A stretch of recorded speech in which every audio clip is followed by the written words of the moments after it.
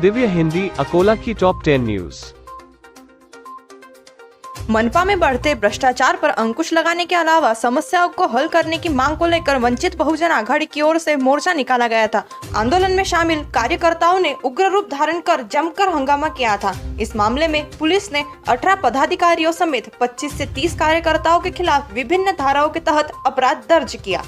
दूसरी लहर थमने के बाद अनलॉक का सिलसिला शुरू हुआ। अब नागरिकों ने मास्क का उपयोग करना कम कर दिया है। मौजूदा स्थिति में शहर में कहीं भी जाएं, वहां 10 में से 7 लोगों को बिना मास्क के देखा जा सकता है। मनपा तथा जिला प्रशासन ने नागरिकों से नियम पालन करवाने हेतु तुरंत एक टास्क फोर्स गठित करनी चाहिए, वरना तीसरी लहर का बम फूट सकता है।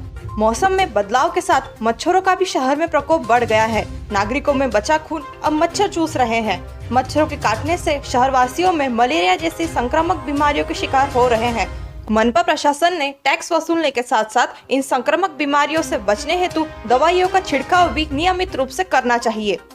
वाशिम पुलिस और स्वास्थ्य विभाग की टीम ने संयुक्त अभियान में वाशिम शहर के रमेश फिल्म टॉकीज इलाके में डॉक्टर सारस्कर के अस्पताल पर छापा मारा। इस अस्पताल में गर्भपात कराने आई एक महिला और गर्भपात कराने के सभी सामग्री के साथ ही डॉक्टरों को गिरफ्तार किया गया, जिसमें से एक डॉक्टर के पास किसी भी तरह की डिग्री नहीं होने की जानकारी भी सामने आई है। एक और सरकार पर्यावरण संतुलन बनाए रखने के लिए पौधारोपण पर करोड़ों रुपए खर्च कर रही है, वहीं दूसरी ओर विकास के नाम पर सड़कों की दोनों ओर मौजूद बरसों पुराने पेड़ों को काटा जा रहा है। इससे सड़कें वीरान होने लगी है। इस ओर न संबंधित विभाग का ध्यान है और न ही कोई अधिकारी कार्रवाई करने के लिए तैयार है। अकोला अन्न व औषधि विभाग द्वारा दी गई जानकारी के अनुसार जिले के 32 औषधि दुकानदारों ने लाइसेंस प्राप्त करने के लिए जरूरी शर्तों का पालन नहीं किया। स्टॉक कितना उपलब्ध है इसका ब्यौरा नहीं, खरीदी बिक्री का रिकॉर्ड नहीं, डॉक्टरों के प्रशिक्षण के बगैर दवा की बिक्री करना आदि कारणों की वजह से जिले के 22 औषधि बिक्री केंद्र के लाइसेंस निलंबित किए गए। कोरोना का सर्वाधिक असर एसटी महामंडल की आय पर हुआ है। पिछले 2 वर्ष में यात्रियों की संख्या की कमी से डिपो में खड़ी बसेस की संख्या बढ़ी है। वाशिम व अकोला जिले की विविध डिपो में 125 बसें खड़ी होने की जानकारी एसटी के सूत्रों ने दी है। अकोला एसटी महामंडल की 370 बसेस में से केवल 245 बसें ही सड़क पर दौड़ रही है।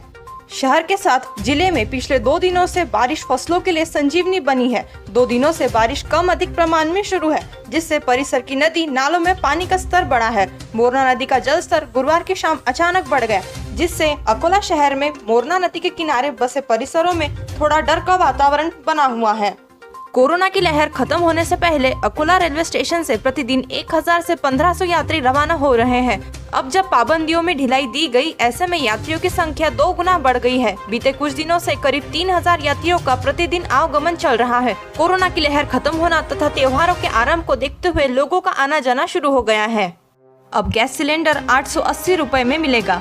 गैस सिलेंडर पर शुरुआत से ही सब्सिडी मिल रही थी, जिसके चलते गरीबों को सिलेंडर खरीदने में दिक्कत नहीं होती थी, लेकिन मई 2020 से सिलेंडर पर सब्सिडी देना बंद किया गया है। वहीं दूसरी ओर सिलेंडर के दाम लगातार बढ़ते जा रहे हैं। सिलेंडर के बढ़ते दामों पर रोक लगाने की मांग प्रशासन को की जा रही है। दिव्य हिंदी न्यूज, हम सिर्फ जानकारी देने का ही कार्य नहीं करते हैं, बल्कि हम लोकशाही के चौथे मजबूत आधार स्तंभ की भूमिका निभाने का भी कार्य करते हैं। देश और दुनिया की आने वाली सभी ब्रेकिंग न्यूज से हमेशा अपडेटेड रहने के लिए अभी दिव्य हिंदी न्यूज के चैनल को सब्सक्राइब करें और बेल नोटिफिकेशन को ऑन करना ना भूलें। धन्यवाद।